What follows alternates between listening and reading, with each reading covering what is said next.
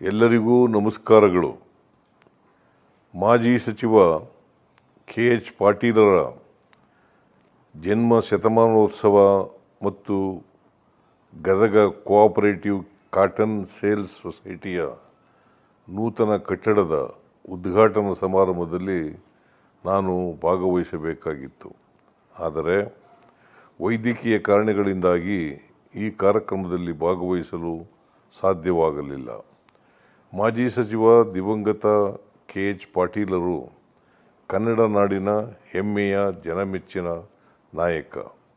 ಸಹಕಾರಿ ರಂಗಕ್ಕೆ ಅವಿಸ್ಮರಣೀಯ ಕೊಡುಗೆ ನೀಡಿದ KH ಪಾಟೀಲರು ನಿಷ್ಠುರವಾದಿ ಹಾಗೂ ಪ್ರಾಮಾಣಿಕ ರಾಜಕಾರಣಿ ಎಂದೇ ಜನಜನಿತರಾಗಿದ್ದರು. ಗದುಗಿನ ಹುಲಿಕೋಟೆಯ ಗ್ರಾಮೀಣ ಸೊಗಡಿನೊಂದಿಗೆ ಬೆಳೆದ ಪಾಟೀಲರು ಶಾಸಕರಾಗಿ, ಸಚಿವರಾಗಿ, ಸಹಕಾರಿ ಧುರೀಣರಾಗಿ ಬೆಳೆದ ಪರಿ ಅನನ್ಯ. KH ಪಾಟೀಲರು ವ್ಯಾವಹಾರಿಕ ಅರ್ಥದ ರಾಜಕಾರಣಿಯಾಗಿರಲಿಲ್ಲ. ಅವರೊಬ್ಬ ದಾರ್ಶನಿಕ ಧುರೀಣರಾಗಿದ್ದರು.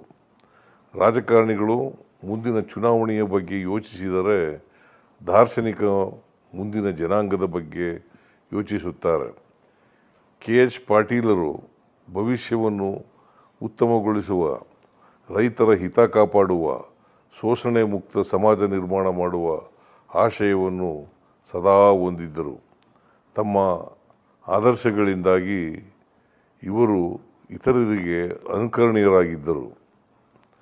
ಸಚಿವರಾಗಿ, KPCC ಅಧ್ಯಕ್ಷರಾಗಿ ಸೇವೆ ಸಲ್ಲಿಸಿದ ಪಾಟೀಲರು ಸಂಘಟನಾ ಚತುರರು ಹಾಗೂ ಆಡಳಿತದಲ್ಲಿ ನಿಪುಣರಾಗಿದ್ದರು. ಜನಹಿತವನ್ನೇ ಕಾಯಕವಾಗಿಸಿಕೊಂಡಿದ್ದ KH ಪಾಟೀಲರ ನೇತೃತ್ವದಲ್ಲಿ ರಾಜ್ಯದ ಸಹಕಾರಿ ಕ್ಷೇತ್ರ ಸದೃಢ ಬೆಳವಣಿಗೆಯನ್ನು ಕಂಡಿತು.